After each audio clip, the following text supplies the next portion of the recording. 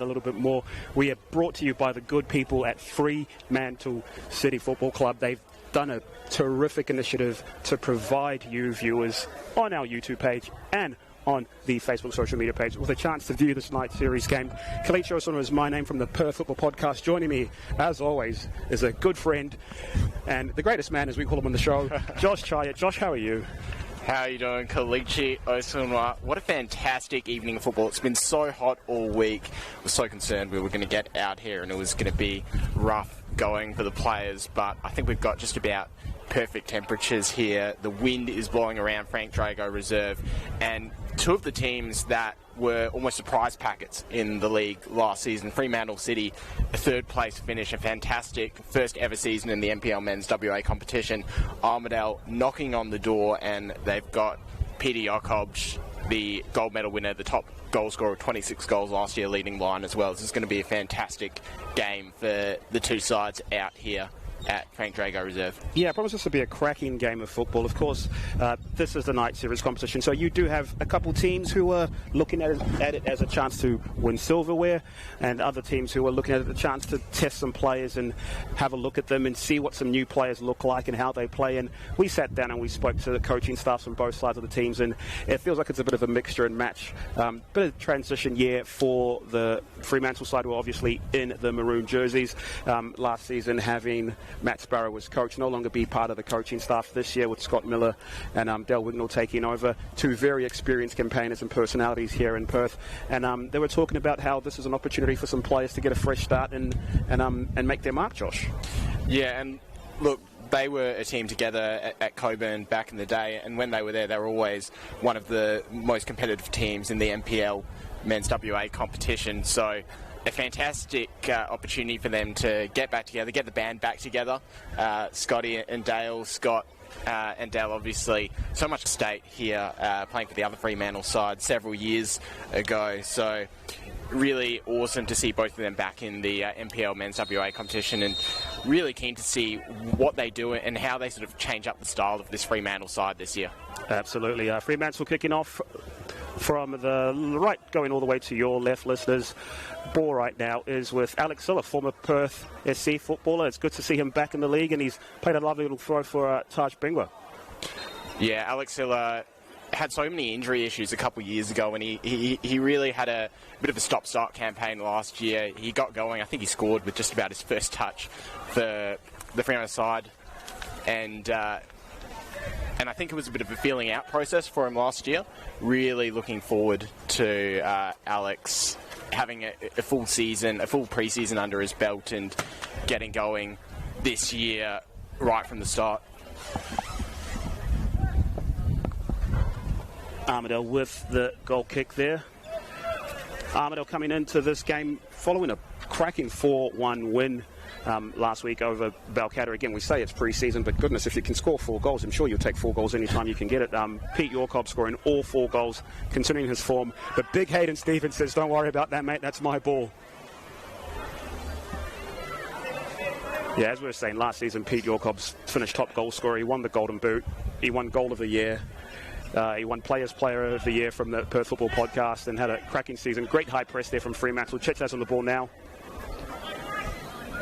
That's the big one that all these players wanted, is the Perth Football Podcast Players Player of the Year. Obviously great to get that recognition from your teammates. A few Fremantle players who did well there as well last season. A couple of them not around anymore, but I know Charlie Chechlaz, for instance, in centre midfielder player, got a lot of love. Riley Woodcock at left back, his first season over from Florida Athena. So plenty of experience and plenty of top-class talent on the pitch today. And here's Woodcock again, a terrific footballer, such a stalwart. He's one of those players where you never really notice what he's doing until he's not there, and then you're thinking, goodness, there's a little bit of a gap on that left-hand side right now, and he had a terrific combination and partnership with Pat Lowry, one of the players who are no longer part of this Fremantle United side, but seeing him and hopefully Shub McCarley get a bit of a run into this team, because he also had an injury-hit season. And one of the players that they've added into that side is Ali Golami, who's just on the ball there. Leaves the pass a little bit short for McCarla. Yeah, had a season down in the Sunday leagues, actually, Ali Golami, after a long spell as a top NPL WA footballer. So I'll be interested to see how he gets back into the swing of things now. Obviously, really good for him that he's out there starting in a night series game so early on in his time with Freo. Great little pirouette there from Silla, and he manages to keep the ball.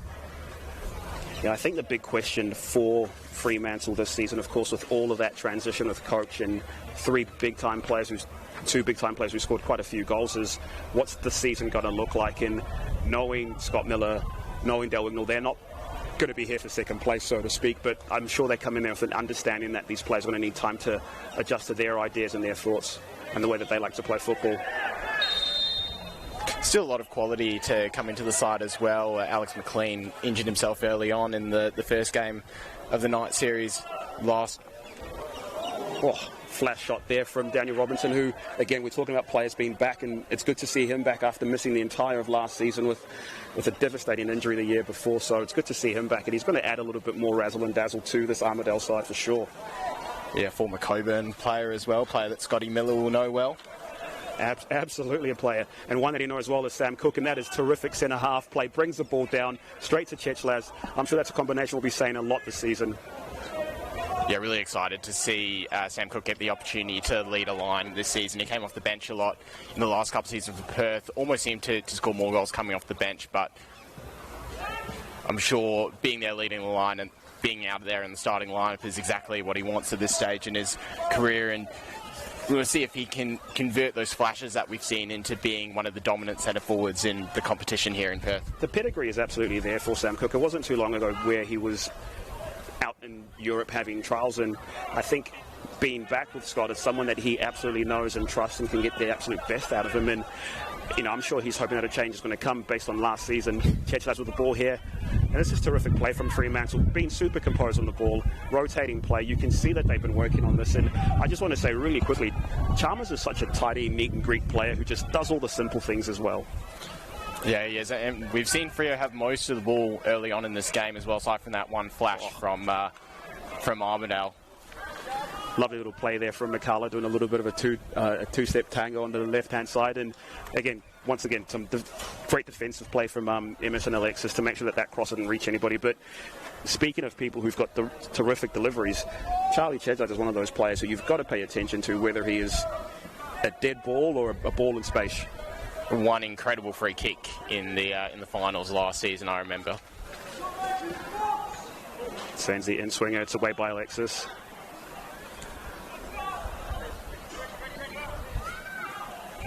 Reverse pass there by Chechlaz, but not on the same page as McCullough.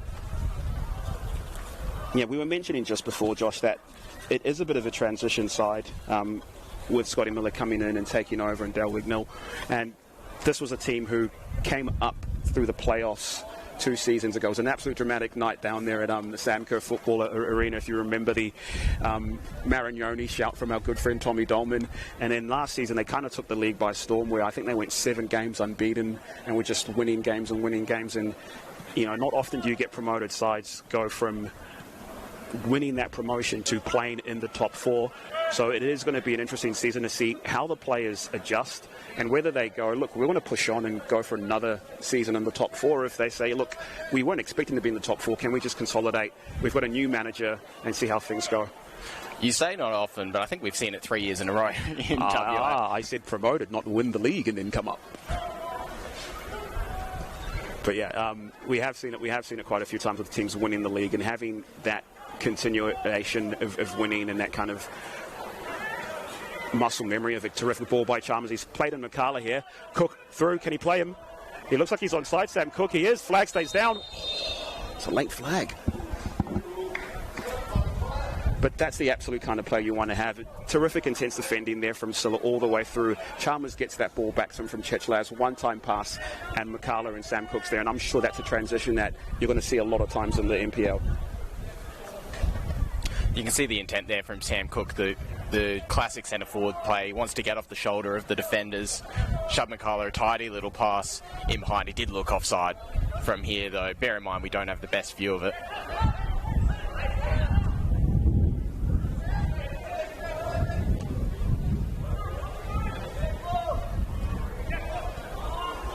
Hello again to all of those watching on the Fremantle City Facebook page and on, of course, the YouTube pages.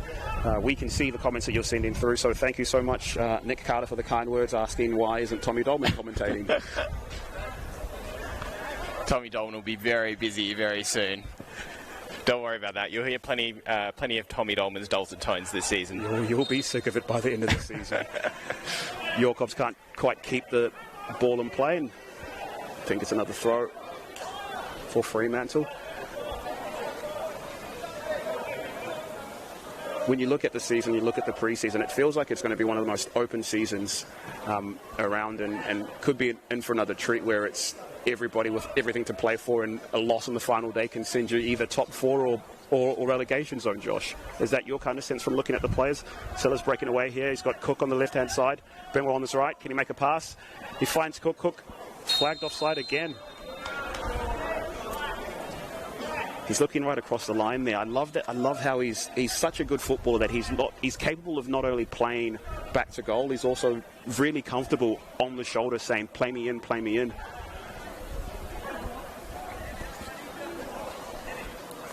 I think that's the versatility that you need as a striker in the modern game as well. Yeah, absolutely. And you don't get a lot of strikers who are just doing the one role anymore, even if they are big, strong strikers. You're sort of following the template of an Erling Haaland. He's like he's the prototype for the taller, stronger striker these days. Obviously, no one else is getting to that level at the moment, but yeah, but he's also the guy who touches the ball like 4 times in a game and scores 3 goals. So, but a new debutant here on a trial, I think, is Yannick Dow, who's got a range of passing. He's trying to be versatile here, and Hayden Stevens just has to deal with it. I love how sometimes it just becomes a Sunday League thing where the ball is in the air and it's just, hey, can we just get it out of here? Willis. Dow. Finds Collins, who's done some terrific trailing work there by Taj Bingwa. He looks like he's been out in the gym this season. He's a young guy with bags and bags of potentials, and I think he's going to be really happy to also see Sam Cook join in this side, because it means that he can stay on his more favourite position on the wings there, Josh. Yeah, there are a few times he maybe got thrown in the deep end a bit with the injury to Oli Lagalia, who was so dominant through the first half of the campaign. I'll leave this to you, though. Terrific roll there by Wills. Left side. Tries to find York Hobbs, but terrific defending by Ben Steele. Stays composed. Doesn't fall for the feint. And it's cleared away by Galami, but he'd be looking to find feet. You can see Scotty Miller asking him to find feet. Ball's back in the box. And it's dealt easily by Radonjic. Quick counter-attack again, transition side. Cooks is definitely onside this time. Can Yannick deal with it? He does.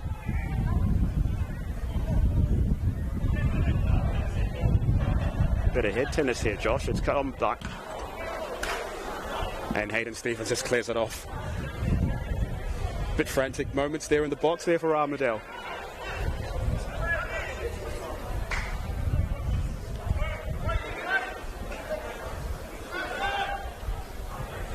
And we saw that's where the danger's going to come. Armadale haven't had a lot of possession of the football, it seemed like, so far in the game. But once they're in and around that area, if they can just make a little bit of space for Peter Jacobs and he can get in behind the defence, it's going to be so dangerous. Really important that they keep the line high when they need to, but they drop off at the right time and make sure they don't let Jacobs use his pace to get in behind. Yeah, I think they've done a really good job marshalling that back line. And Ben Steele, an import coming in from Florida after a really good season last year, where, you know, we looked at the season and we saw the players coming through and we thought, look, it's a young player coming in and it might be a little bit of a hard time for him, but he played terrific last season and he's joined in a serious veteran campaigner and the likes of Hayden Stevens with that Perth Glory pedigree, and I think they've kept their shape real well. And Chechlaz with a raking ball to Woodcock keeps it in play.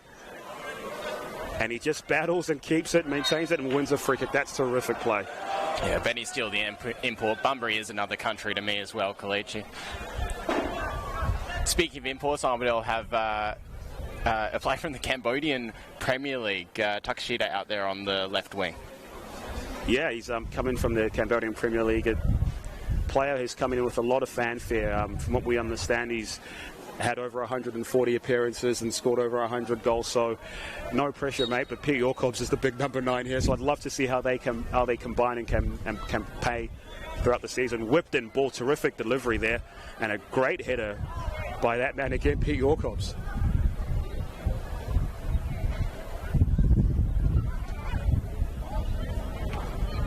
See what he was trying to do there. He's trying to play distributor as well as clearing the ball out from the back, but Steele was there in great position. I do think that the Fremantle back four and line has been really good so far, and some really good covering work by Bingwood tracking Luke Collins, but I'm sure he's going to prefer that he'd be going the other way. Interesting game so far as well. The first sort of 15 odd minutes that we've had here, not a whole lot of chances for either side. It's felt pretty cagey for a night series game. Yeah, it is, but again, it's one of those ones where trying to arm wrestle, see what the flow is. Interesting to see who actually wants to dictate play and properly try to play. You've seen the centre-back Yannick Dow have a lot of the ball at the moment and try to dictate play, but again, he's been finding that midfield three of Chalmers, of Chechlaz and of Galami kind of hard to break down, and he's not necessarily finding a lot of feet to Pete Yorkobs. But then from a Fremantle perspective, when the ball has gotten to Cook, he's been offside, it's been marginal, but it's one of those situations where he just needs to be onside one time, and that could be devastating. Counter-attack opportunity here. Hamish Van Deeken cuts inside. Can he find a pass? Dealt with by Woodcock. And dealt with by Woodcock again. They have an opportunity to break here. It's 4-on-3. Can we find the right passes? He's put in a terrific ball for McCullough. 1-on-1. McCullough draws the foul. It's just outside the box there, but that's the kind of play that you want to see from Fremantle. Strong on the defensive side and really quick on that counter. Yeah, we've got a yellow card there as well, so it's going to put a little bit of pressure on the defence. An early yellow card. I wonder how you feel about that one, Kalichi, a man who had a few of those in his career. Look, as a defender, I wasn't going to defend this side, but why are we flashing yellow cards in pre-season? It didn't feel like it warranted a yellow card there, but I'm sure if we're going led by the law, it's probably stopped the promising attacking opportunity. And this is an interesting position for Chechlaz to be in. He's got that opportunity where he could potentially just whip that through to the far post, and all he needs is a touch. Oh, he's had that touch there. I think that's Hayden Stevens that the last one's come off, but he didn't know what was going on. It's just come off Zabmetica straight onto his forehead, and it's gone out well wide for a goal kick. But that's exactly what you want to have in that kind of area. You want someone who can just whip that ball through that corridor of uncertainty, almost like a Dean Evans from back in the day, just whipping that ball in there, and you just need the faintest of touches. But Hayden Stevens couldn't quite react quick enough to direct that header on goal. Yeah, the Tony Kroos position, that free kick there from Charlie Chechlaz. As I said before, we've seen him hit that pretty well. That was a little bit scuffed. It was really awkward for the keeper. It just bounced up right in front of him. Very difficult for him to actually claim. Yorkobs with the header. Finds Robinson. We haven't said his name a lot now, but that's the penalty he's had. He's beaten his man. Finds Yorkobs. Shitake. Wills, 1-on-1. Preferred left foot. Tries to kill that one in there, but Woodcock's greatly positioned. Another counter-protective opportunity. McCullough loses the ball. Woodcock is there to save him. And still completes the clearance. And Galami kind of settles things in play, but great defensive performance there from Daniel Robinson. It's not something that he's known for, but he's getting stuck in today, Josh. Yeah, we just saw a little bit of a flash of his class. That little burst of pace that he showed, clean pair of heels to get away from the Fremantle midfield and put them under a bit of pressure. Takashita just unable to really get a clear shot when the ball came to him out on the edge of the 18-yard box. But you could see the quality and the pedigree that he's got there. And Wills tried to flash a near post opportunity, but he's on the ball here now. Can he whip one in, find Luke Collins? He's gone for goal. And Radnich was not concerned. But it's really disappointing delivery on that one. You've got yourselves in a good position. All of the big boys forward. And I don't think he was going for goal there. I think he's wildly overhit that. I think he was going for goal. But you're right. You've got the likes of Luke Collins. You've got the likes of Pete Yorkobs. You've got the likes of Yannick Dow. These are big boys who are great with their head in the air. And you've got to give them an opportunity as well. We're going long here.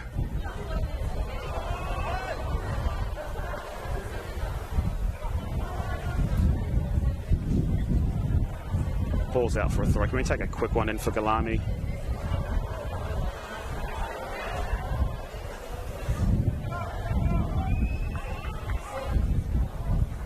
A little bit sloppy there with the pass, but that's what the pre-season is for there, Ali. You want to get all those kinks and mistakes out the way now. Of course, the season proper doesn't start for another 7-8 weeks for a lot of these players.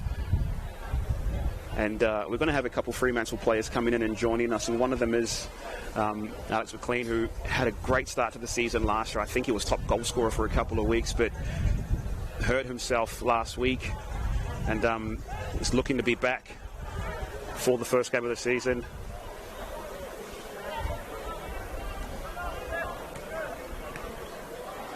That is a terrific touch by Luke Collins to bring that ball down.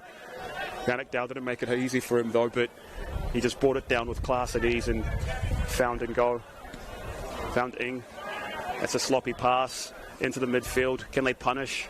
Great pressing there from Hamish Van Deeken, making sure he's trying to make amends for it. Bema with the ball, it's a little bit too much for Alex Silla, but this is where you want to be. You're seeing them in this great position where they can actually intercept those passes, and now it's just a case of can they take advantage of it on the break there. I think once Shub got that ball there, if you're the coach, you really want them to go. You really want them to go. You really want them to get forward as quickly as possible. When they've counter-attacked with pace, Fremantle have looked really dangerous. That's when they've opened them up. That's when they got that chance out wide, when Shub McCullough won the free kick. Just that one pass backwards there just took some of the heat out of the attack. It allowed Armadale to get players back behind the ball. It made that passing behind really difficult. If you can win that ball in the middle of the pitch, that counter-attack, you want it to go quick. You want to get in behind quick. Second phase again. Charlie Chedslaz on the break. McCullough on the left-hand side. One-on-one, McCullough. Cuts inside, flicks it in. Back post. A little bit too high. I think that's the other thing there is you still need a little bit of time to understand exactly how to play to the strengths of Sam Cook as well, because like we said, he is a footballer that doesn't mind taking it to feet, doesn't mind playing him behind as well. And sometimes it might just be a case that you play it into feet and then it's that second pass, that's the killer pass or that overlapping pass.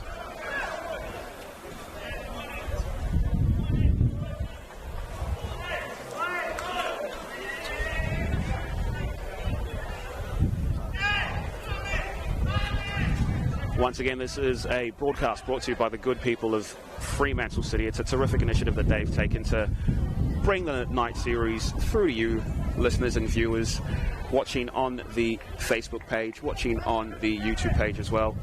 Night series games aren't always televised or broadcasted, rather, so the chance that we get to be here and watch these games and make sure that you can see what's happening and have someone who's Taj Bengwa here on the counter, one-on-one with Luke Collins. This is exactly where he wants to be. Misses out on that step over. Terrific defending from Collins. Can he find a pass? And great pressing there by Fremantle. They've been really good on the counter press, making sure that they're working really, really hard and kind of keeping teams penned in here. That was some ball from Charlie Chedslaz before. Outside of the foot pass. Pete Yorkobs. It's a little bit late there.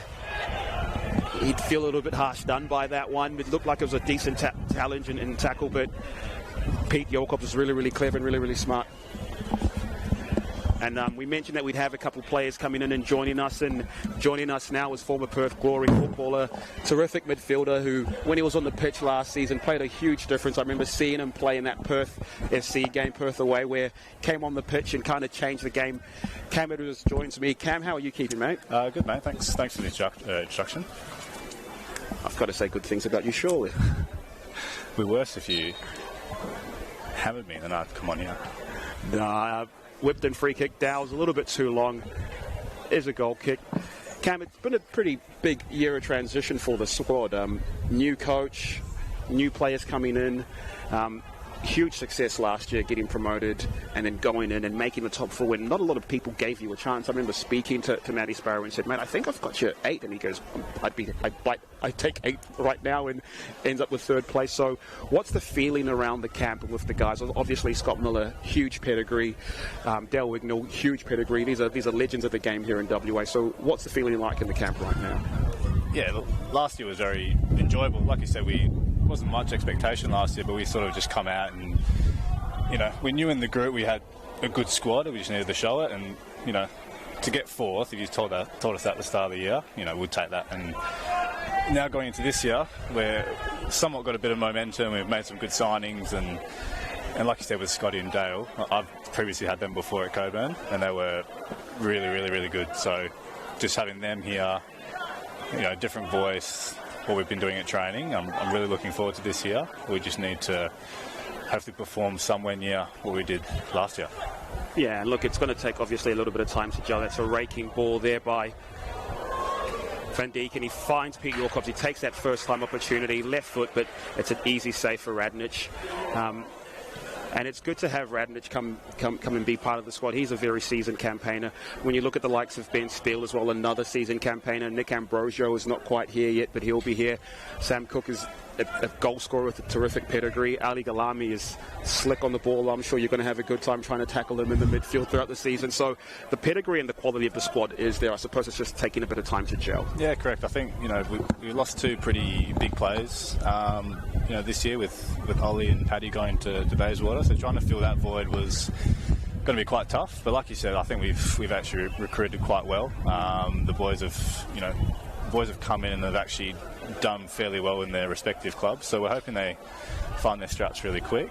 And if we can start to score goals early and get some contributions from, like you said, Sam and Sharp and Alex McLean, I think we might do quite well this year. And that's the other key thing there is you do have the likes of McLean who's out hurt right now. You've still got Fester who had a inside-outside season last year who's coming back. There's such strong squad. Alex Siller, serious campaigner, serial winner. That man can run for days and days and days, and he's just been hurt for a long time. So when you get these players back, this isn't a squad that we'd be looking at being like, oh, hopefully you're surviving. And again, speaking to Dale and speaking to Scott, they don't like coming second, mate. So I'm sure the expectations are pretty high nonetheless. Yeah, expectations are high now, which, doing well last year, we've sort of put that on ourselves now, which is good. You don't want to play games, trying to avoid relegation. You want to actually go and win things. So I'm hoping with these boys coming in and, the quicker we gel and, keep injury free, I think we'll do quite well. Where last year, we're quite low on depth, where I think this year we've actually added more depth. So hopefully throughout the year it pays off. Riley Woodcock here in swinging corner. He's just floated it in there. Hayden Stevens back post. Oh, and he's just flashed over the bar. That's someone who we'd like to see get on the goals a little bit more as well. He's such a big presence, and it's hard to move on the ball when the ball is in the air. Oh, he's a handful. He's a handful. Whenever we put it somewhere in the air around him, he more than not he wins the ball. So, it's just up to us, myself, Charlie, to put some good balls in for him. You mentioned the depth in the squad this year, and I think the other thing is it's another extra year of experience for the likes of Taj Bengwa. This is a young man with bags and bags of potential, and there's sometimes when you've seen him play and you've seen the potential that is absolutely there because it feels very, very raw, and there's other times where he's probably not been put in the best situation or the best position, but a year in the NPL is huge, and I'm sure that he's going to be looking to take that step this season as well, and with the likes of Dale there kind of nurturing, I'm sure he's going to be looking forward to some of the improvements that he can see. Yeah, of course. I actually forget how young Taj actually is. Every time I ask him, I'm flabbergasted. But he's coming to his own at the start of this pre-season. His confidence is through the roof. And Will's on the outside here. Sorry to interrupt, mate, but he's contained pretty well.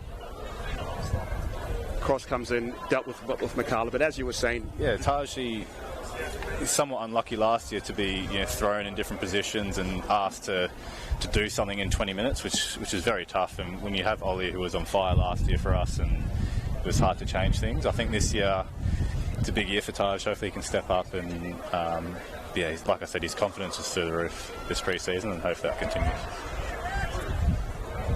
Corner kick here. Wills is bringing it in. It's kind of missed the early run, but there's a late run here from Yannick. And another person who's looking forward to another big pre-season is Shab McCullough, who came in the midway through last season and then unfortunately had a couple injuries as well that meant that he couldn't quite play to his bags of potential. But this is someone who we have a team of the year, and he made the team of the year not last season but the season before when he was at Inglewood. He played such an integral part for them. So you still look at the players who are just on the pitch now and you go, there's a lot of quality that is absolutely there, and hopefully for Shab he's having a great season. And I suppose the benefit of all these is for a person like me who's also got some grey hairs here, Cam, it makes your job a little bit easier, I'm sure. When I look down in the change room sometimes I have to get a haircut every 2 weeks to try and hide all the greys. But now Shab, he's always someone, when we played against him, he was just frightening on the ball. Just in these, so he's clever. 1v1 situations, he's actually, when he's on, he's really, really hard to stop. So, like you said, I think there's a few of us boys, if we can stay injury-free. Still on the break here. Good tackle by Luke Collins, but this is what we've been seeing. We've been seeing the transition here where you're playing really well, you intercept or you're in position, and it's a quick break, but it's that second to last pass. Jorkovs plays and Wills 1-on-1, drills it underneath Radonich, and it's 1-0 Armadale. And again, just off the break of play, we were just about to say it, where it's got to be a bit of decision making from a Fremantle perspective, but here it is, Armadale capitalised. You can see the frustration out there. It's one thing we're lacking at the moment is our final pass, and I think that's just maybe the boys trying to gel with each other. Absolutely. But I can sense the frustration even from Riley and Johnny out there, where it needs to be better, and they've gone and scored now. So, but mate, that's absolutely natural. That's absolutely normal. And again, when you think about the likes of Charlie Chechlaz in the squad, that's someone who can absolutely nail a final pass. Alex McLean gets back in the squad, he can nail a final pass. Ali Galami gets back in the squad and he gets his fitness. And mate, I'm not going to say that you can't nail a final pass, because I've seen you do it a couple of times there. But this is where you get the kinks out, and this is the absolute point of pre-season, so to speak. Is you can look at this as a way to win the night series, or you can also look at this as simply as a way to say, look, let's get these players some minutes as well. Yeah, you're correct. Every game you go into, you try and win the game, but the point of night series for us, I think, is to try and play to our style, and try and get these boys that you've mentioned to work with each other and try and get that connection with each other. And there is signs there. There is positive signs. We played Kingsway last week, and they're a very, very good side. But even with us losing 2-0, there's still signs within that game where we're not too far away. There will always be signs. Luke Collins plays it all the way to the right-hand side. Finds Willers on his left-hand side. He's one on with Hayden Stevens. Dummies, tries to go for goal. Oh, terrific save. That is a terrific save by Radonich. Again, he catches a deflection. He had to be on his toes there, and that's why you get a big-time goalkeeper like that.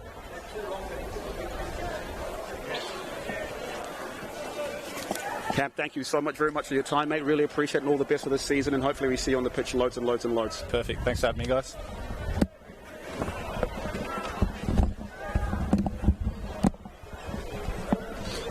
What a gentleman, Josh. Cam Edwards.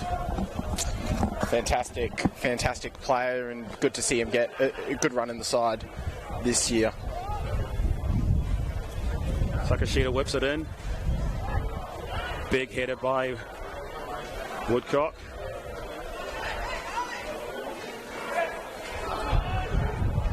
Yeah, we were just saying that Taj Bingwa, McCullough wins the header, feeds it back. Can he find far post? Sam Cook is screaming for it. He's got 1v1 here.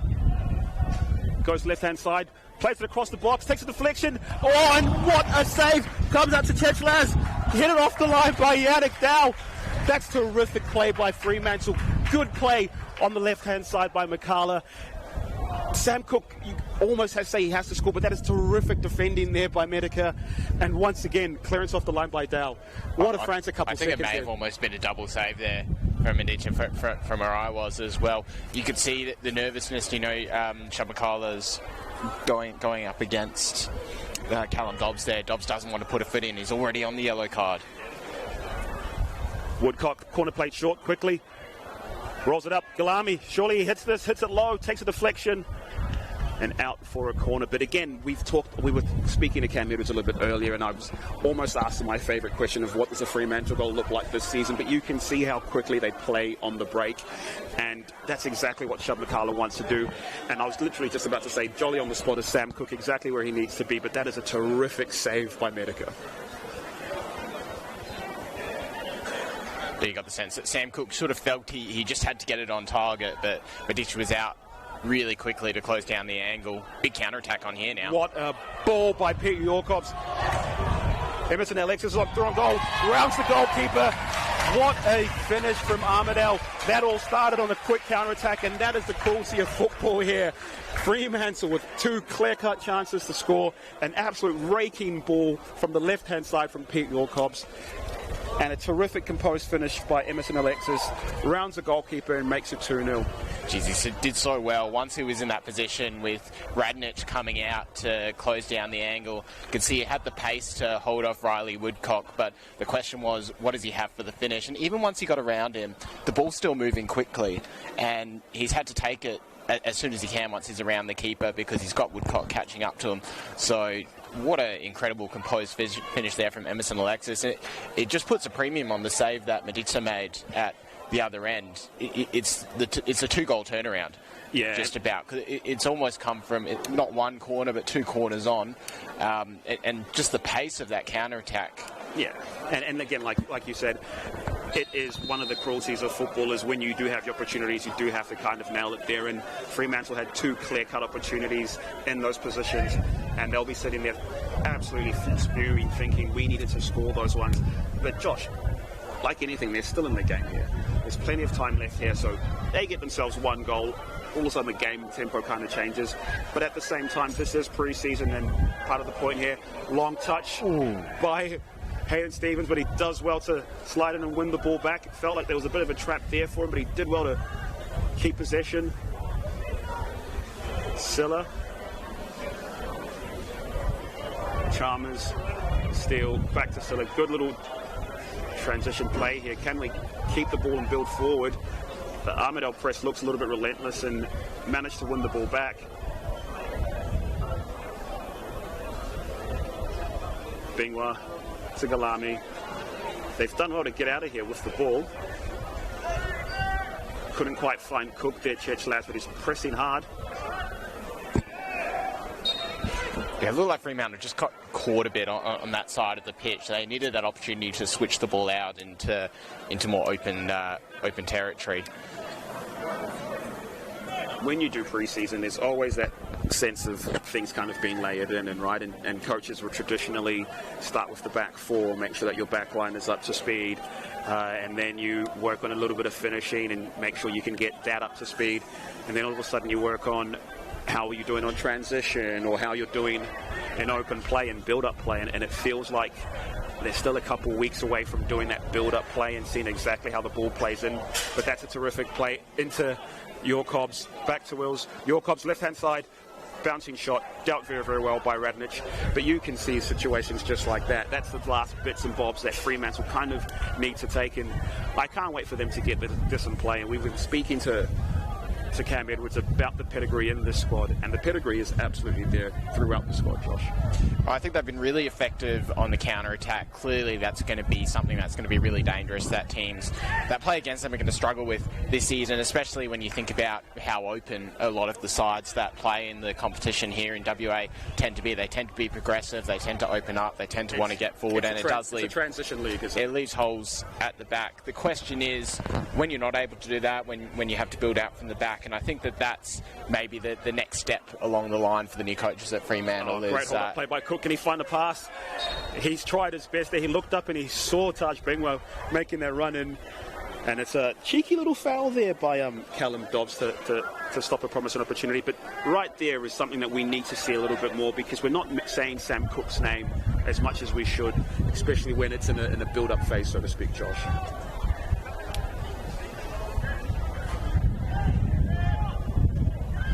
Yeah, they obviously want to get Sam Cook on the ball a little bit high up the pitch as well. He's been quite effective running off the shoulder of his man. Yorkop's. Good combination defending there by Steele and Stevens. Chechlaz cuts inside. It's a terrific battle with him, and there it is. That's a great bit of play there to find Chechlaz. Big one on the right-hand side. Can he get this ball in early? Looks up. Silla drills it off the post. But that is much better from Fremantle. The intricate play there between Chechlaz, between Makala, all the way to Bingwa. That's that transition that you want to see, but it all starts with an intricate bit of play and quick feet from Chechlaz. Yeah, that's the quality of Charlie Chechlaz right there. That little twist and turn with the hips. Inside the swivel of the hips opened up the game. Shub Makala normally operating out wide. He came into a central position there. Nice little 1-2. And then the game just opened up for them. Unfortunate to strike the base of the post there. Woodcock in swinging corner off Bingwa. And a final save. High foot. It looks like it's a penalty. No, I think this is an indirect free kick inside the 18-yard box. We don't see a lot of these, Kalichi. An indirect free kick inside the 18-yard box is a retro throwback. But hopefully that player is okay, because it doesn't look like he got it in the head. Well, the question for me is, if he has made contact with his head, is it dangerous play or is it a foul? If the person got kicked in the head. If he has made contact with his head.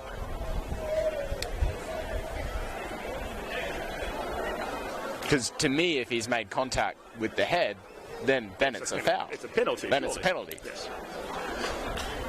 I was also just going to say just beforehand, that little bit of play there with Chechlaz, that was right after Hamish Van Deeken, won that ball and tackled him, but he came straight back, said, I want the ball again, and he is my bet to take this free kick. I love situations like this where look at the wall, Joshy. Look at the wall. Again, it's an indirect free kick, so it's got to be touched. You've got touch. Bring on the right-hand side there. Callum Chalmers on the left. Sorry, John Chalmers on the left. Free kick taken. Chechlaz off the wall and out to safety. It looks like that might be a football boot or a shin pad, Josh.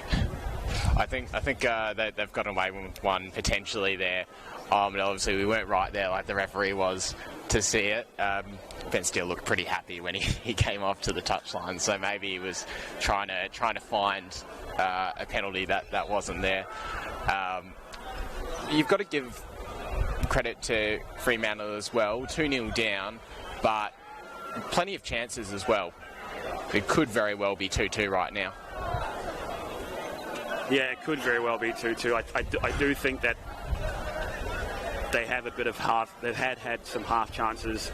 Armadale have taken their chances as well, and it's been interesting speaking to Alan Vernals before the game, and he talked about they were involved in a lot of classics last season, a lot of 4-3s, a lot of 3-3s, a lot of 2-2s. He's a man who loves his XG as well, does Armadale coach Alan Vernals, especially when the XG suggests Armadale was performing better than their position in the league table.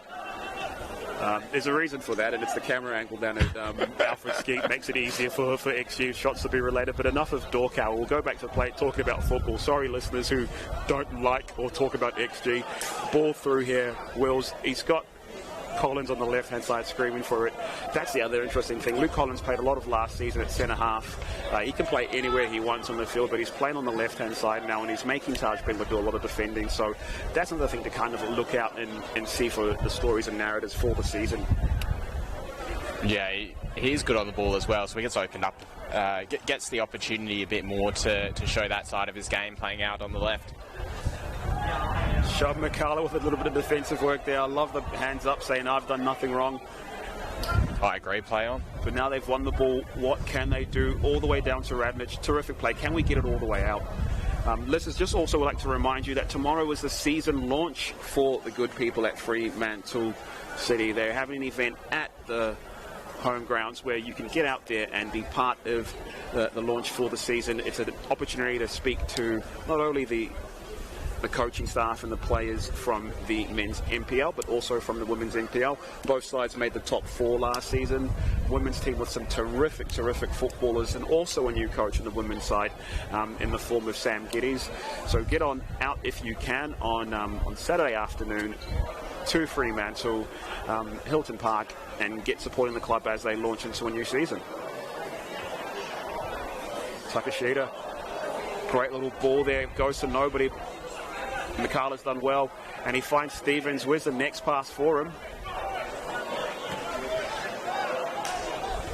Oh, that's a delicious ball through to Pete Yorkobs. He's tried hardest to pass it off to his teammates, but the ball's managed to find its way through to him. He's had a little bit of a dance, and he's managed to smash it home to make it Armadale 3, Fremantle City 0. And this is one of those situations where they did have an opportunity to try to clear it. They tried to find the pass, couldn't quite find the pass. The Armadale press was still pretty high, and they've just capitalised once again. It was an intricate ball over the top to find Pete Yorkobs. Pete Yorkobs has been the provider for the first 2 goals here today. Now he's finally got one of his own 5 goals in 2 games in the night series. I was almost going to say he was too unselfish trying to put that one across when he got in behind. Maybe he just wanted it on his left foot. When it did come back to him on that favoured left foot, he absolutely hammered it home straight through Luke Radnich. It's the one you say when you're on that angle, you aim for the keeper's head. Yeah, and it feels like Fremantle are their own kind of worst enemies right now. Just unable to clear that ball and find feet. But here we go, Taj Bengler one-on-one with Luke Collins. Finds John Chalmers. Daniel Robinson with a little bit of defensive play. Pete Yorkobs, Galami. And here it is. Here's an opportunity. Riley Woodcock finds feet in Chechlaz. But it's great play from Willis, and he's trying to find Van Deeken. One-on-one clash here. Terrific defending by Stevens, and he timed that slide perfectly.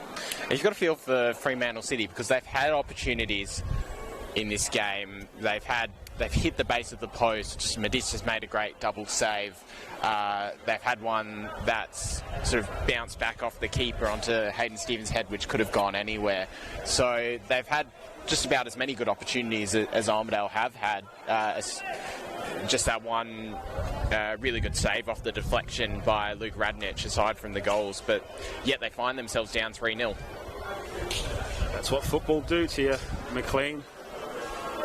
Sorry, not McLean, Silla. McLean will be joining us later, hopefully. Great defending there by Taj Bengler. Get one back, but Luke Collins manages to stick with it. Beats Chalmers. He looks up, tries to shoot from left-hand side. Can't quite get past Steele and Galami. And it's a long ball through. And Sam Cook manages to bundle the keeper over. And I think that's been a bit of a difference there, as you've seen Armadale use their number 9 as a bit of a fulcrum and getting them involved in all the play. And Sam's kind of he's had that one opportunity, and on another day he puts that away. But he needs to get on that ball a little bit more, especially combined with Chechlaz over here. Yeah, look, it's a different experience for the two teams. You know, Peter Jakob's been in this Armadale side for a long time. Intricate ball. Can he find Bingwa? Bingwa on the far post here. 1v1. Has he got any support? Galami's one on the outside. Bingwa on the left side. Takes a shot. Mikala. Oh, just out of his reach. That was good defending from Alexis. Just did enough. He just got his body in between Mikala and the football. Just put a bit of an obstacle there for Mikala to get around if he wanted to get a touch on that one. We've seen that work a few times, that switch over to Bingwa on the right-hand side. The referee blows his whistle, and that is half-time here at Frank Drager Reserve. At half-time of the night series round 2 clash, it is Fremantle City 0, Armadale Soccer Club 3. Goals right the way through from Josh Willis to open the scoring with a deft finish on his left-hand side. A great finish from Emerson Alexis running through on goal, and then another finish from Pete Yorkobs after he had a chance to play provider to the first 2 goals. Fremantle have had their chances. A shot off the post from Alex Silla, and also a terrific double save first to deny Sam Cook before denying Charlie Chechlaz. On another day, it might be 3-1, it could be 5-1, it could be 4-1. We've got no idea. We haven't seen the XG just yet, Josh, but an entertaining half of football, no less.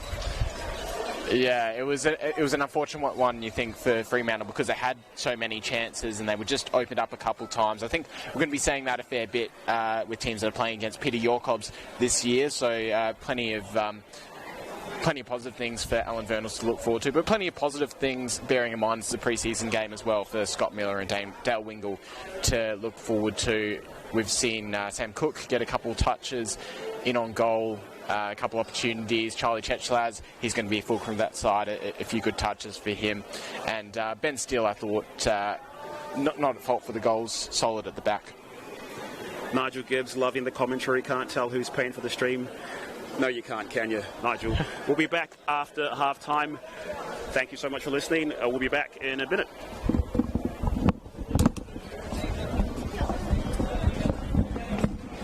You can't blame us. No, it's all right.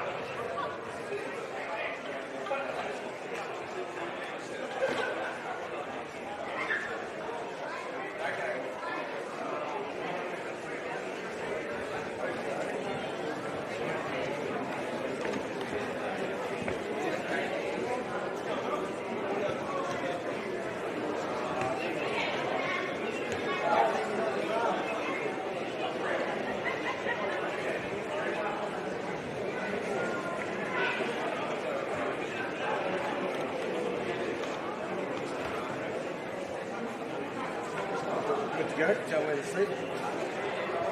Good.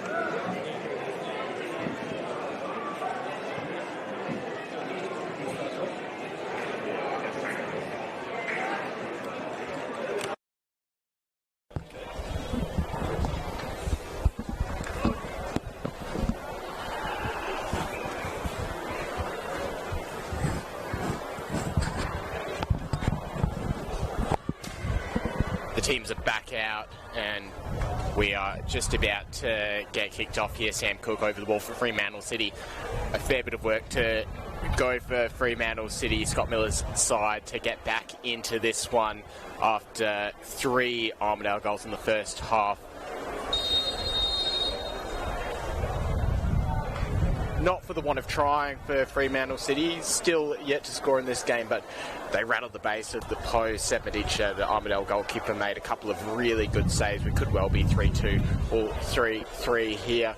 It hasn't been the happiest of starts to this one for Fremantle City, but it promises to be a fantastic season. And right now we've got one of the key men making that happen down at the club, Tony Estrano, club president. Tony, thanks so much for putting on this broadcast for the fans back home, and thanks so much for coming on air. So far, not the result that you would have liked to see, but still a great season last year, and you must be really excited to be back in both the men's and women's NPL competitions this year. Oh, 100%. We're raring to go. We're pretty excited, and coming out the second half here, it's all to do. But let's make some entertaining football. But absolutely amazing season last year for us, with having both men's and women's playing at that highest level there in the NPL here in Western Australia. So huge achievement, and we're going to back it up again this year. So really, really excited. Everyone's pumped to get the season started. Tony, club president, DJ, the voice of the Fremantle City Soccer Football Club as well. Semi-professional organisations, but so much of it comes down to the community. How incredible was it getting both teams into the NPL last season? Oh, look, it was huge, right? You probably saw that playoff game that we had there at Sam Kerr Stadium, really invoked the community spirit. We had 2 double-decker buses that came to the clubhouse. All of our juniors jumped on board. It was party town. So absolutely fantastic. I actually ran the playlist as well for the party bus on the way there. Some said I went too early, but I tell you what, the ride home was fantastic. But look, after 37 years there, the boys have done a fantastic job to equal the girls there. So having both teams now there at the top level is fantastic, and really for us, next year, or this year I should say, kicks off our 8th year for our academy as well. So the pathway for both our boys and girls from our academy system to feed these top 2 teams, we're growing from strength to strength. So we've actually got a huge waiting list for both our girls and our boys in our academy system, and a lot of that is due to the fact of the success of both our men's and women's at the top level, which is great. Yeah, absolutely fantastic to see.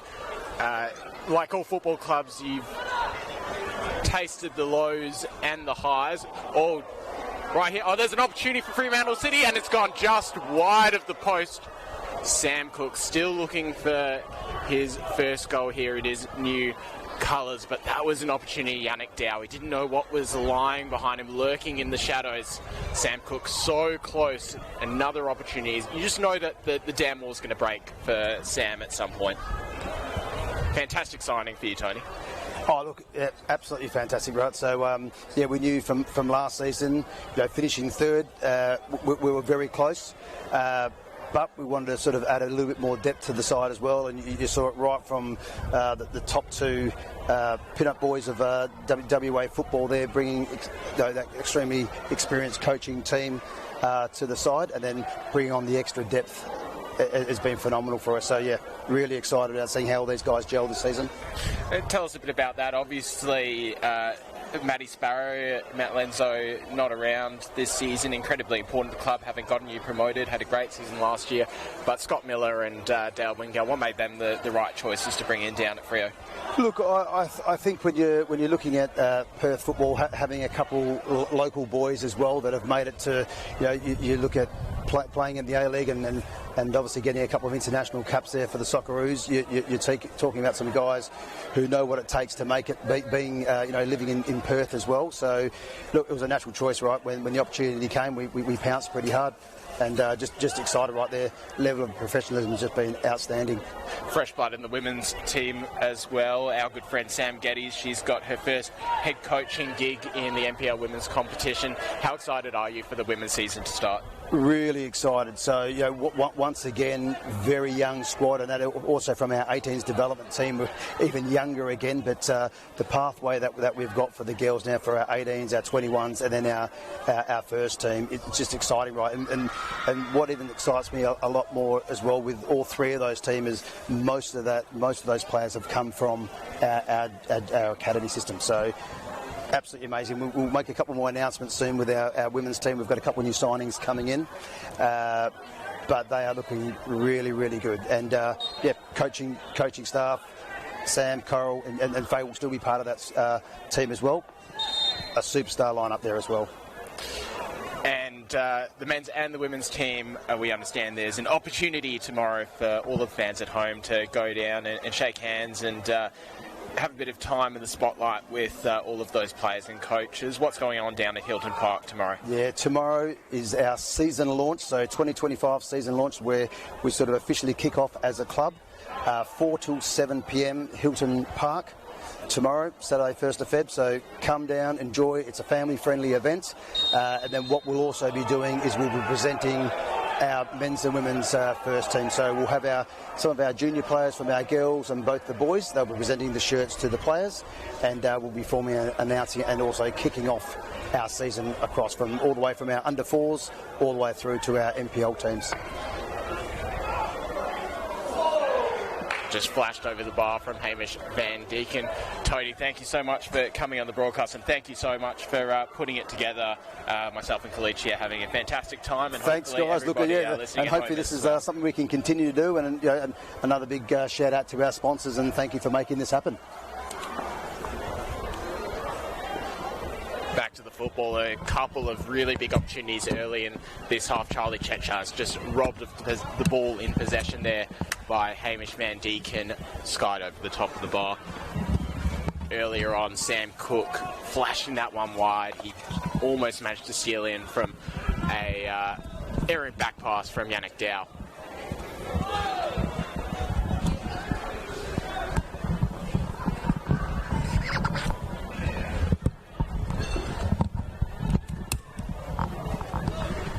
Just wonder, Kalichi, if Fremantle can just get a goal back here, how much can it change the complexion of this game?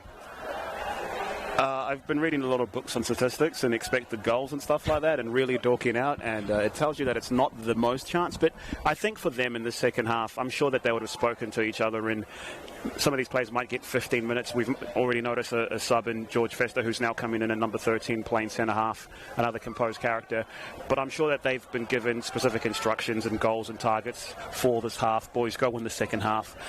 Boys, you've got another 15 minutes in there. Can you grab yourself a goal? So I'm sure they're looking at those targets in terms of things that they can walk out with. But a goal in the second half would be lovely for us, mate. I'll tell you that much. We don't want it to be a 4, 5, 6 or 7-0 game. We want to have goals and actions and keep it. Oh, big tackle. He's through there, Wills, Josh. Fester lost that one out to Wills. Takashida's on the ball now. Can't quite open up an angle.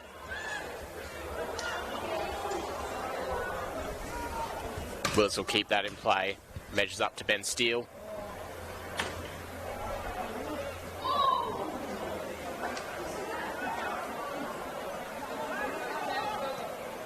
Fremantle finally able to clear through Woodcock. You do not get the nutmeg if you do not collect the ball on the other side. A nice little show of skill from Josh Willis there. Promising opportunity again for Armadale. Just catching Fremantle City out on the break. Takashita unable to create an angle for the shot, and eventually the attack died.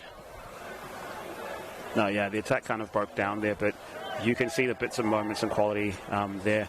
And I think it does kind of say a little bit more about this Armadale side. Speaking to Alan Vernals beforehand, he said that he feels like he's a little bit farther along in the pre-season than a lot of teams, but also said the other thing that, you know, you probably can't take a lot into it. And we were listening to an interview with Callum Salmon, who said that he felt that they kind of started the pre-season a little bit too hard for themselves, just because there's a break happening. Anthony Tapini's come off the bench. He was on the ball there. Charlie Chech has a lovely little bit of play to open out to the right-hand side. Yannick Dow gets across. He'll win the free kick as well.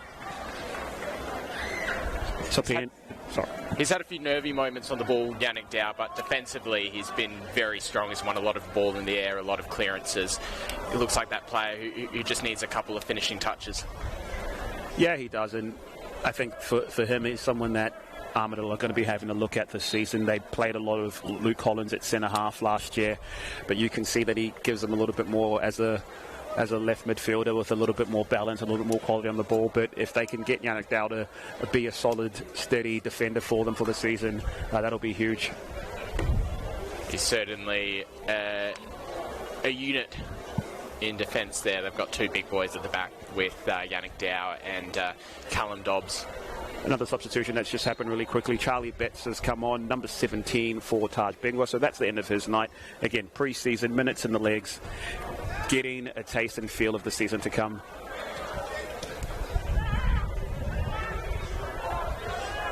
Best declares young Dow. Wins the ball in the air again. That one's across. Off the bar. How close does Sam Cook have to come? That was a terrific bit of play there from McCullough. Once again, we've talked about that counter-attack that they have, and it was a huge change of pace there. McCullough played into Betts, and Betts managed to flash that ball across. And I feel a little bit there for Sam Cook, because you could see him make that bolting run to the far post, but it looked like he just misjudged their ball and its arrival, and he smashed it in. And maybe with a bit of goal line technology there, we'd be celebrating a goal here, but I don't think they've got that upgrade facilities yet this season at Frank Drago, Josh. We've got the only technology that can assist them on that. Sam Cook, you feel for him today because he's come so close, but you know he's just knocking on the door with some of the positions that he's getting in. A lovely little ball across from Charlie Betts as well. I mean, all he can do is just keep getting in place, keep moving on, and try to get himself into other chances. But the fact that he's getting himself into those positions is really promising. And here's another flashing attack coming through. McCullough just flashes that one past the post, almost across. Half a mind between a shot and a cross there from Shub McCullough. He's been another dangerous player throughout the course of the game. He just hasn't quite been able to create that, put together that final ball, get that final ball where he needs it to go. But you can see it's coming. You can see that the building blocks are there for Fremantle when they're going forward. No, absolutely, and I think that's the big thing for them for this game, is you just need to show what you have in store and try to get these building blocks in place.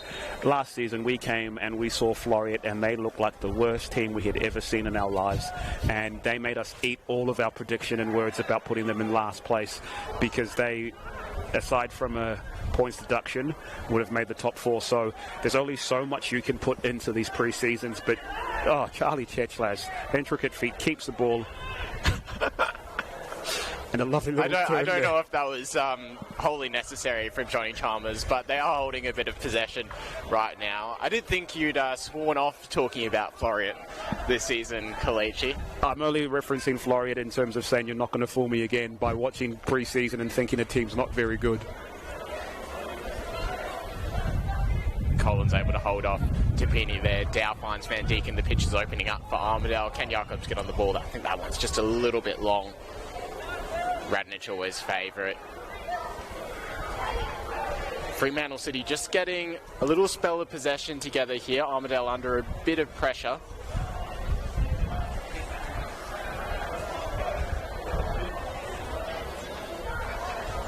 I think that's been the big difference, is when Armadale look to play it forward, they've managed to have passes kind of stick. And I think the other thing there is Ali Galami's finished playing a full season of Sunday League, so it's going to take a little bit of time to transition. Lovely ball. Oh, what a ball that is. Oh. Could he have taken it down? Did he have the time? Sam Cook took that first time. Riley Woodcock. What a wonderful whip delivery that was in from the left. He's gotten a little bit higher on the pitch, it feels, in the second half. Woodcock, Fremantle throwing the bodies forward to try create opportunities, and they've had a few of them. They have. Not quite out of this one just yet. And I think Cook would want that one back as well. And I think it's one of those situations where if he probably scored the first or the second one, he'd probably take it with a lot more confidence, whether he decides to take that first touch or whether he decides to drill it in. But once again, the promising sign is he's getting himself in these positions. He's getting all the kinks and all the misses out the way now. And you watch, he's going to be a player who scores 10, 15 goals this season. Cook involved in the build-up there again. Woodcock has that one in behind. Can Betts get on the ball? A really important, well, according to the referee, a really important touch from Luke Collins. He's protesting. The ball goes out for a Fremantle City throw. Yeah, he doesn't reckon he's come off from him, but as any good defender knows, you should just be taking credit for that and saying, yeah, man, I did my job. But again, you're seeing Fremantle really push here. And from an Armadale perspective, you probably don't blame them if they're taking a foot off the pedal, but this is exactly what you want to see if you're Scott Miller, if you're Dale Wignall, in terms of saying to the boys, I want you to go out there and show some heart.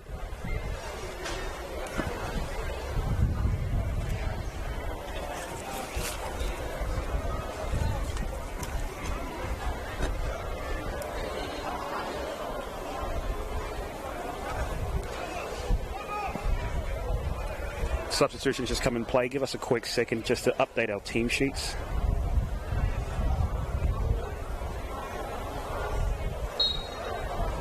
Charlie Chatch says we'll fire this one in. Ben Steele's almost there. That's a good header again from Peter Jacobs. He's been so strong in the air. A free kick there for Armadale will release the pressure. Peter Jacobs, both ends of the pitch. That was young and Carl Moody coming on that number 18. But yeah, going back to Jacobs, he is such a big body presence, and you're seeing him make leaps before our eyes as someone who's we've been watching for a few seasons and just thinking, boy, this boy's got a lot of potential. But you can see the work that he's put into his game to be more composed. It feels like, speaking to coaches and speaking to people around him, he's kind of really realized that he is very good and actually now believes that he's very good, instead of just thinking, I'm thinking that he's not as good as he is. He is a very, very good footballer, and now you're seeing him not only add goals to his game, but adding 45-yard raked through balls that are little daisy cutters as well. And he's one of those very difficult strikers to manage because he's strong in the air, he's quick, he's good with his feet, he's developed into a really good finisher in the last couple of seasons. I think he had a lot of chances early on in the season last year that he would have taken if he'd been in the form he was in the latter part of the campaign.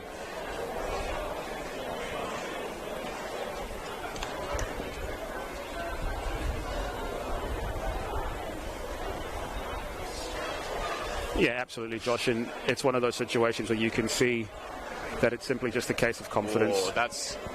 This is an unfortunate one. We're just seeing a little bit of blood on the face of Daniel Robinson there. So that was that clash that Armadale won the free kick on. Daniel Robinson, don't think he'll be able to continue in this one. And there's no need for him to continue in this one at this stage as well. And at least he's not coming off with a soft tissue injury, the sort of thing that we've seen him struggle with over the last couple of years. But unfortunate for him, having worked so hard to get back into this Armadale side. So hopefully it's not going to be too bad of an injury or too long of a layoff, though it is obviously a visually quite startling injury for Daniel Robinson. So we hope he pulls up okay in the days to come. Yeah, we hope he's okay. It looks like hopefully it's one of those situations where you have that cut in the right place and you just start gushing out all the blood. But yeah, hoping he's okay. And do the right necessary things and precautions. So good job by the referees there to make sure that we looked after that player safety right and immediately, and he's gone straight through to the dugout, so we surely won't be seeing him for the rest of the day. And like you said, Josh, hopefully he's okay. And I think we might have his counterpart in Freo is getting strapped up down there. May have copped a little bit of a scratch as well. Yeah, a bit of clash of heads, and it looks like we've got a substitution coming in here for him. Number 2 coming on is Joshua Spencer. Yeah, young Josh Spencer. He's played for Gosnells for a couple seasons down in the State League. Talented young footballer. Actually coached his younger brother down at Forestfield a few years ago. So fantastic to see him get his opportunity playing at the NPL level. I was thinking he's either a Forestfield boy or he's from Kalgoorlie. Betts, great tackle by Fester. Mikala cleans it up.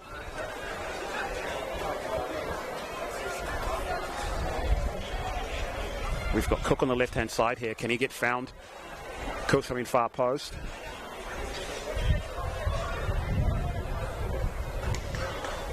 Love that little bit of intent right there from Carl Moody. No fear, gets on the ball, goes straight for goal. That's exactly the kind of attitude you want to have from a young man. Another half chance there for Fremantle, so he just didn't quite open up on the left foot for Carl Moody. Comfortable save for Sad Medica. Charlie Checha is getting a lot of the ball in the second half. Fine Sam Cook, there's no one out that side. They'll keep possession of the ball though. I'm not sure if we mentioned it earlier, but number 3 for Fremantle, Nick Santalucia, a very experienced footballer who's had quite a bit of a stop-start spell last season. Oh, I love it. Chalmers is doing the Terry Butcher. Apologies, Nick Santalucia. I did give him the wrong name before. Of course, a new man out for Fremantle City this season, having played... a new man out for Fremantle City last season, having played at Floreat previously.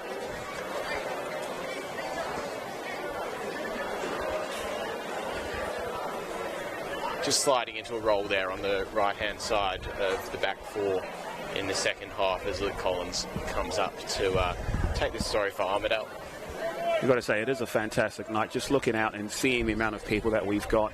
It's so good to have football back, and you've got to love these night series where you get the double bubble of 2 games and you get all the 4 teams here and all the fans and supporters from it. It really creates a buzzing atmosphere.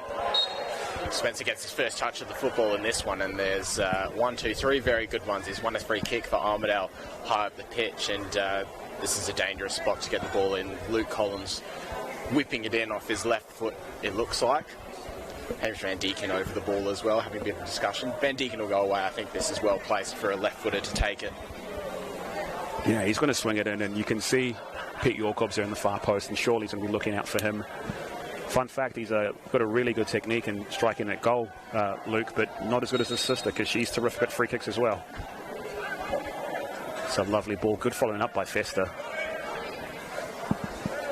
Well cleared by Fester. Betts finally away, and that'll relieve a little bit of pressure that built up. It has been probably more Fremantle City in this half of the game. Armadale maybe taking their foot off the pedal a little bit, having built up that 3-goal lead before half-time. We've got another substitution, Kalichi. Yeah, it looks like they're going to be ringing in some substitutions. We're seeing a few players come down towards the pitch. We'll be able to give you the names once it all happens.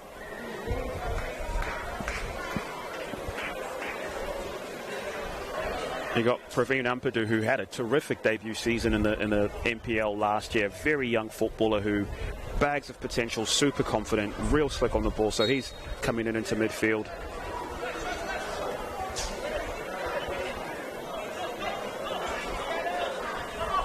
We also had Nazari come on, number 16. He's playing left back right now. This is an interesting one. We'll see what the referee decides here with Hanjantik. It looks like it might just be talk to. He got the ball, but it was the follow through on young Charlie Betts there that the free kick was given for. I think it's just a discussion for Hamish Van Deeken, the referee just explaining why the decision was made. They've taken it quickly. Is Chechlaz on the ball? Oh, that's a lovely through ball. Sam Cook's on it. What a tackle that is from Luke Collins. We've been singing his phrases quite a lot throughout the game. That was mostly for his on-ball activity, but that was an example of the defensive quality he possesses as well. Yeah, two former teammates at Perth SC going in it. They're absolutely familiar with each other. No quarter asked, no quarter given. Terrific tackle.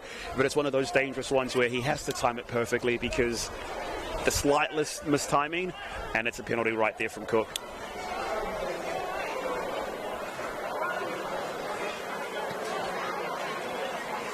We were talking to while you were off the air, and we were speaking a little bit earlier with Cam Edwins. We mentioned the amount of depth that they had in the squad this year, and when you look at that centre back pair right now of Fester and Steele, you'd be really, really happy with that as a centre back pair for the entire season. But then you think that you still got Tapini to come back and play in that back line. You've still got Stevens to come back and play in that back line, and the man himself, Alex McLean, is going to join us.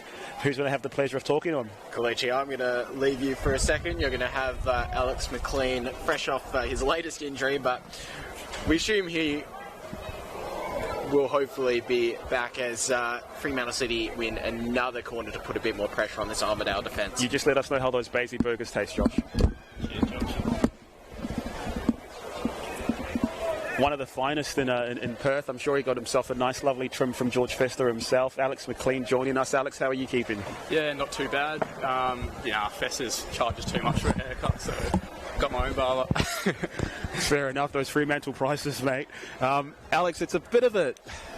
knowing you and knowing the work that you put and the effort that you put into your football, especially after the breakout to start last year and then the kind of disappointing finish to the end, you've started off like a house on fire and unfortunately out for a couple of weeks. But aside from that, how has the pre-season been? It's been a bit of a transition year with a lot of movements in the squad, but also in the coaching staff as well.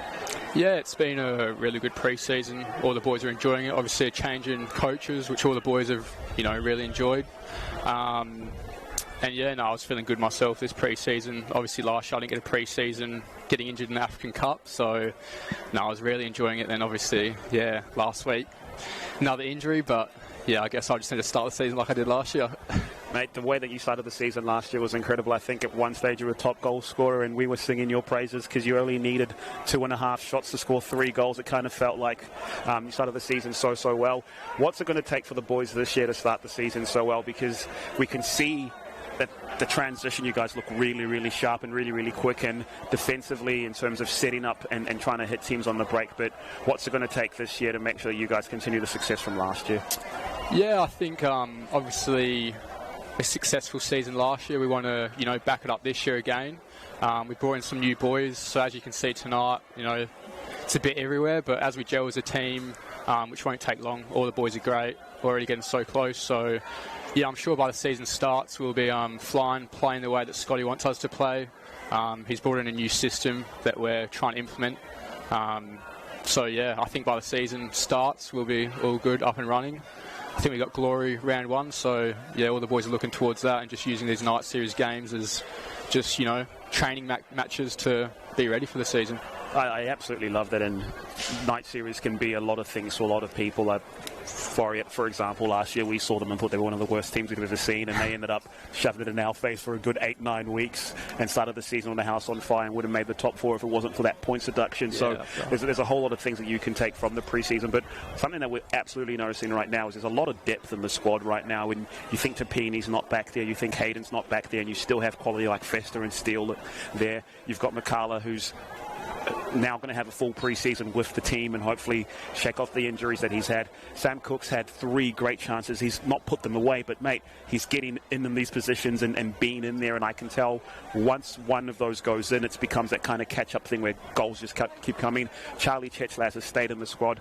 Riley Woodcock is the best left back in the entire league, so the pedigree and the quality is there, and this time it won't necessarily mean you just rely on the same 2 or 3 players.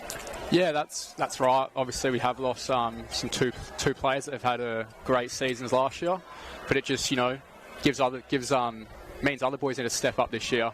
And as you said, we do have good depth, probably more depth than we did have last year. Chechlaz with a lovely little dink. Oh, what's a finish from Charlie Chechlaz. Ampadu dawdling on the ball. Chechlaz nicks it, steals it, looks up and does a lovely little lob over Medica. That's the absolute quality that he brings to play, and I can see the smile on your face right now, Alex McLean. What a player he is. How easy does he make your job, especially when you're looking for the passes, but also knowing that there's someone you can give the ball to and get it back as well? Yeah, no, he's definitely up there with one of the better players in the league. I've enjoyed playing with him last year, even though I was pretty in and out of the squad with my injuries. But yeah, even just starting this pre-season with him, he's moved into a bit of a deeper role, playing more as an 8. And I've been playing in front of him at the 10, so yeah, I feel like he's been getting the ball a lot more in that position, which is, just makes the team tick even more. So, it should be a good season playing alongside him, and I'm sure he'll only get better this season. Without giving us all of the trade secrets, we're going to ask you the question that I'd like to ask all the teams, and that's, what does a Fremantle goal look like this year? What does a Scotty Miller goal look like last year? Last year, a Fremantle goal looked like a ball out to the left-hand side and Pat Lowry trying to do something magical or whipping it in, and you arriving late, Alex Siller arriving late, or Ollie Legale arriving late. An Olympic Kingsway goal last year was passed to Joe Knowles, and let's see what kind of happens. So what's a Fremantle goal look like this season? I think there could be a lot of different goals, but from our games so far and in training, we quite like the emphasis on, them third man runs, which I absolutely love. Obviously getting in wide positions as well, getting in the box, but I feel like those edge of the box runs, always looking for that, catching teams in the break, we'll score a lot of goals that way this season. Yeah, it's absolutely good to hear that's what you're doing, because we've seen elements of that, and I suppose they're probably not going to be happy with the scoreline, but they're going to definitely be happy with the process that you've been able to give Sam Cook those 4-5 as you counted chances. And you're seeing elements of that, because once it kind of clicks into play, I think you guys are going to be so dangerous on the transition, and this is very much a transition league. Yeah, definitely. Obviously, Cookie's had them chances. Obviously, hasn't been his night, but we see it in training every session. He knows where the back of the net is. So, yeah, as you said before, as soon as he gets one, it'll be non-stop from there. I can see him scoring a lot of goals for us this season and being an important player. So, yeah. Last one before you go, mate. You're back in an old familiar stomping grounds. You had some good memories here, some bad memories here as well. Tell us some of the good memories that you've had without throwing in your coach, Alan Vernals, under the bus. Obviously had a good time here at Basie. It's probably still one of my favourite grounds to play at. I've had many good moments here. Made my debut here when I was 17 under Coyne. Won lots of things. Obviously that reserves team was quality team. Probably won, I think, 4 trophies in 2 years, but I enjoyed my time here. But you also enjoyed your time playing against Armadale last season when you came on and you scored that goal as well, and you had a interesting celebration, shall we say? Yeah, didn't come on, started, come on. But that was a good game. That was my first game back from injury. So, yeah, hopefully I'll start the season like that again this year. Well, we're hoping you start the season like that again. Alex McLean, one of the gentlemen here at Fremantle. Mate, all the best for the season. We're looking forward to covering it. We're looking forward to being around. And, hopefully it's as good as last year, because I know it's going to be a tough league this year. No, I appreciate it. Love you guys' work. Love it. Cheers.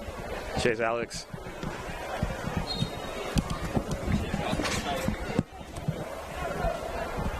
What a finish from Charlie Chechlaz, Josh. That tasty little chip has just kept the light flickering on this one. Around 14 minutes left to play here. Are you trying to say that 3-0 is the most dangerous lead in football, mate? I have never, ever made that claim. I've never made that claim about 2-0. If you recall, it's myself and Sean who are very staunch on that point on the podcast. But there's always a little bit of hope, Kalichi. And at 3-1, Armadale aren't out of the woods in this one quite yet, especially when Fremantle have had a number of chances in this half. If they'd taken 1 or 2 of them, this game would be right in the balance. Quick substitution. Satoshi Takashita has just been substituted off And on for him was Joseph Moss, another youngster coming through. But interestingly enough, speaking to Alex, I did ask him what an Armadale, not an Armadale goal, what a Fremantle goal looks like, and he did mention third man runs and overlapping runs and kind of hitting teams quickly on the break. So when you think of it from that perspective, they've shown the absolute signs and the process that Scotty Miller and Dale Wigner would be looking for, and the execution might not have necessarily have been there, but if you're 2 games in your pre-season and you're showing these signs, then that's an absolute tick in the box, surely. I think we've seen that, and Charlie Betts, I think, has been a real live wire since he came on. He's offered them that width on the right-hand side. Oh, great little ball in there. Opportunity there. I think that's just, well, it's not gone out anyway. Medici's claimed it. Just a little touch off Betts there. You can see they're pressing real high. He's got to play him through. Oh, couldn't quite do it, but that's the idea. Real quick, real slick passing. They had that opportunity where they won the ball up high. Oh. It's still on here. Can he finish? Goal line clearance from Luke Collins. The ball's still live. Riley Woodcock. Oh, no. I think that's another goal line. That is incredible. That is almost goalkeeping from Luke Collins. Did not use his hand at all as well. And that was the best part about that is Carl Moody just kept the play alive. He didn't stop. He didn't think that the ball was dead. He kept moving, kept the opportunity there, and forced not just 1 but 2 goal line clearances. Mate, 3-0 might be the most dangerous lead in football the way that this is panning out. But you can see that the press right now, and we had a mention from it a little bit earlier from our friend Nick Carter, that press from Charlie Chechlas. A wild volley. Mate, if that over the bar there. But you mentioned that the press right now from Fremantle looks very, very good, and they are trying to trap teams there, and you could see that was a straight ball into Ampadu, and that midfield was on him like a flash. Yeah, he tried to be a little bit cute with the turn there. Ampadu is under a lot of pressure, 4 players around him. Eventually, the chance fell to Kyle Moody, and then to Riley Woodcock. Luke Collins, he's now moved into the centre-back position since Calvin Dobbs came off the pitch. Calvin Dobbs obviously on that yellow card from early on in the game, and he demonstrated why he has the captain's armband there, Luke Collins, putting his body on the line in a night series game of all things when the team's up 3-1. He's a competitor. He wants to win this thing. He is, and I think this is the other thing that you kind of mentioned, that the night series can be everything for everybody, right? And it can be nothing for you. But for an Armadale side like this, who are up and coming, who are promising, who've come 4th the last 2 seasons and been in promising situations, winning the night series kind of gets a quote-unquote monkey off your back, where you're saying, boys, we know how to win something. And that can just be the thing that kind of takes you to that next level where you get a bit more muscle memory, you get a little bit more confidence and composure. You're playing in a bit more tighter situations, and now all of a sudden you're going, boys, we're a group of winners, let's go make the top 4. Monkey off the back can be the poison chalice as well. Can be. It can absolutely derail your season, like Callum Salmon was saying. We have seen teams do very well in the night series and fall away and fight relegation later on in the campaign, but it definitely sets yourself up, and it's terrific to get a little bit of silverware. I remember Kingsway a couple of years ago talking to them about how important that night series win was for them, and they came into the league for the first time in around 25, 26 years. Yeah, and again, it can just be a case of getting belief, but at the same time, the flip side is, and this is the best thing about being a player coach, is you lose a night series, no one cares. You win the night series, you care. Oh, what a goal that is! What a finish. That is an absolute rocket of an opportunity. The substitute, Josh Spencer, comes on, makes a mark, and says to Alan Vernals, mate, put me on the pitch because I can do that. What a hit. He could not have hit that any better. That is a pile driver right in the postage stamp. No opportunity for Luke Radonich.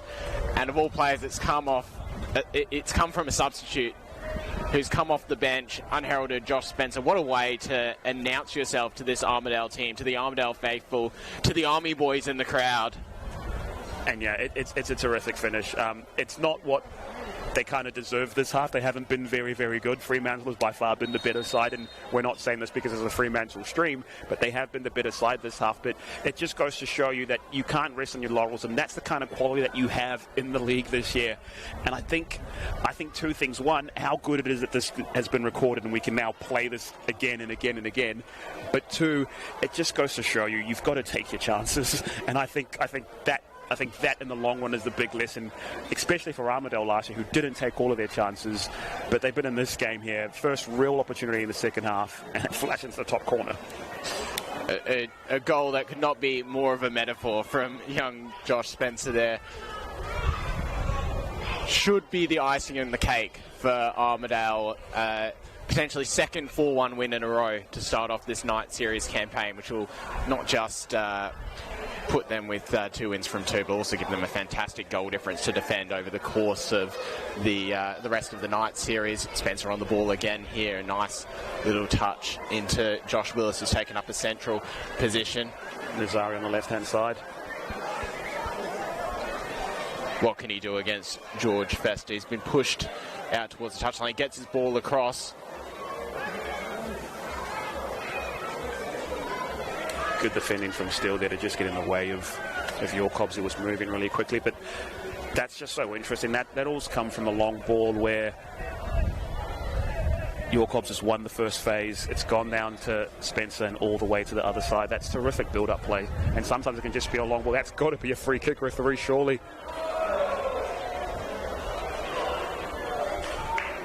Oh, so unfortunate for Moody. He just seemed to step on the ball when a chance was opening up. They'll be able to recycle though. Chalmers out to McCullough on the left.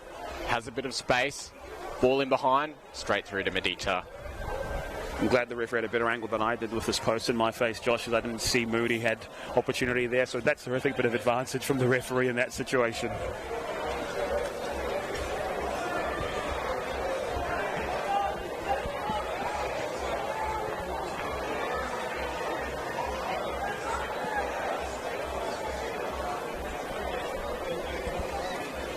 Just over 5 minutes to go here, Josh. If you're...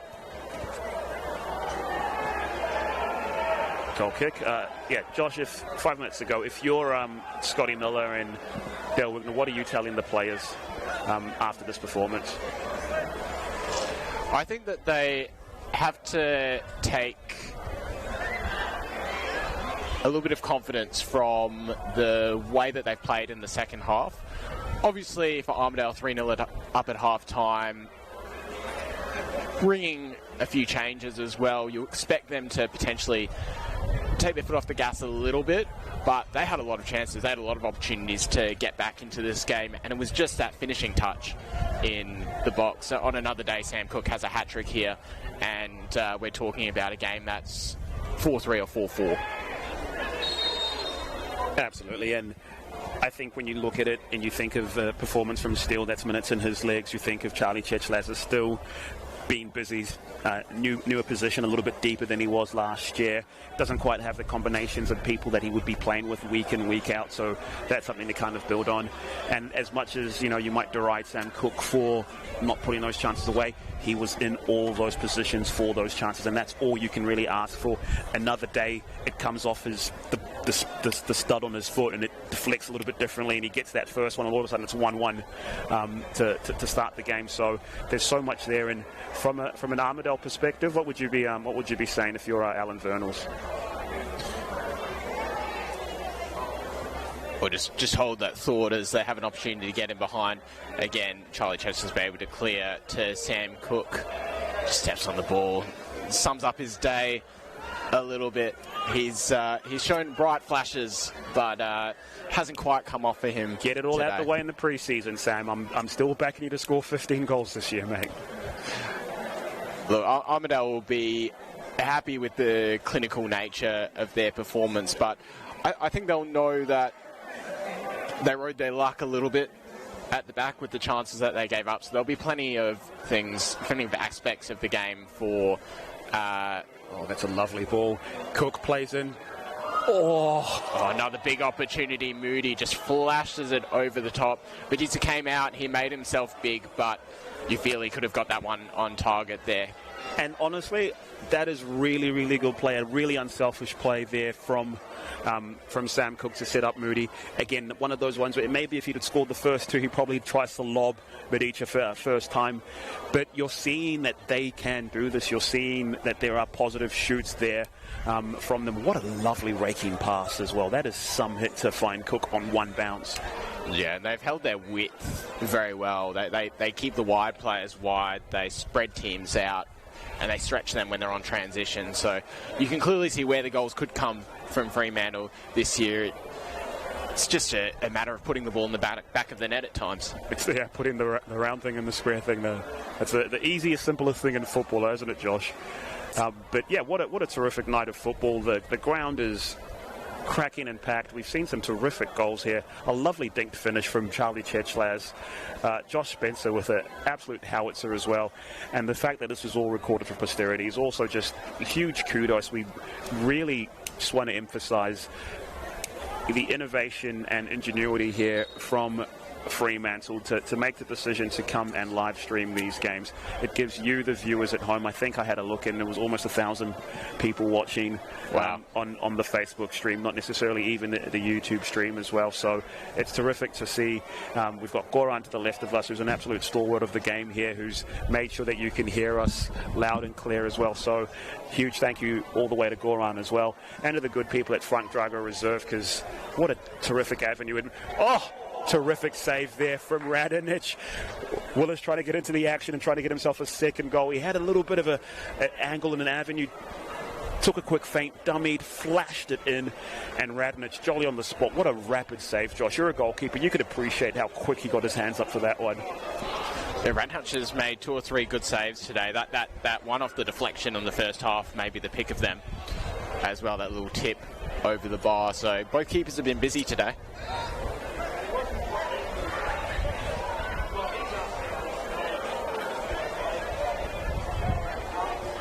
Also really impressed with the performance from Hamish van Dijk, and he's been running and running and running, and Alan Vernals is really happy to see him come back and be in shape this pre-season. He had a bit of a holiday and a lovely time in Europe last year, to say the least, so coming back this year and not having had 8 weeks in Croatia is doing him a whole world of good for pre-season, as it would do anybody, Josh.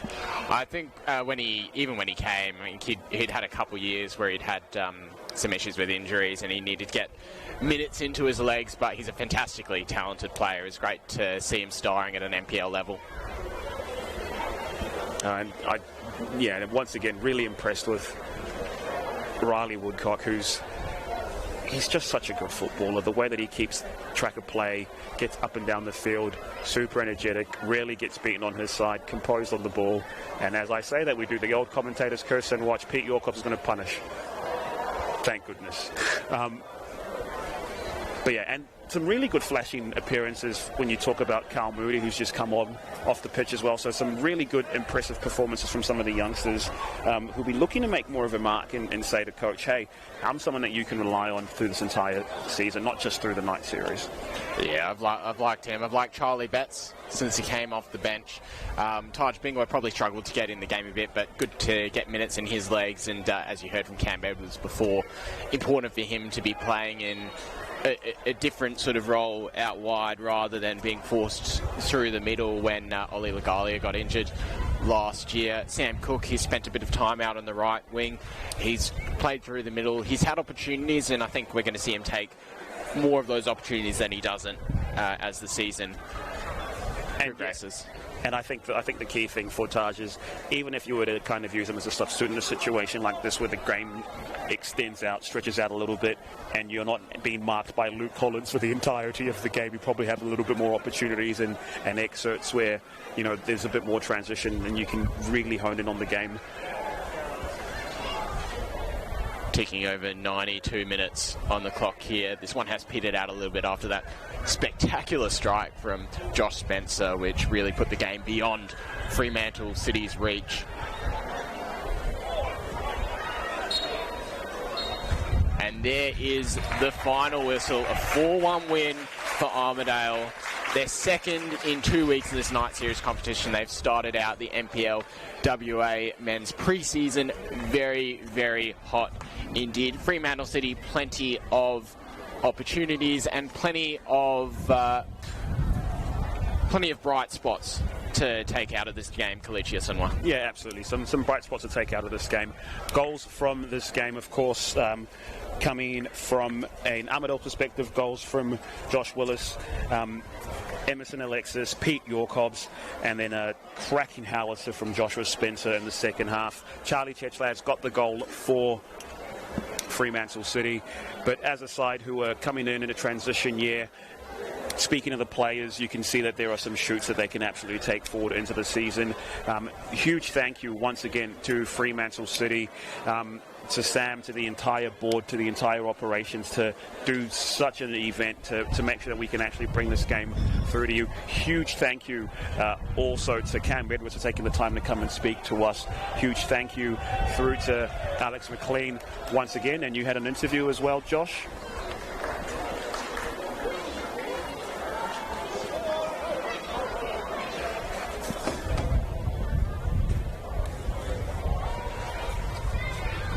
And huge thank you to you, listeners and viewers, for watching and being a part of the night.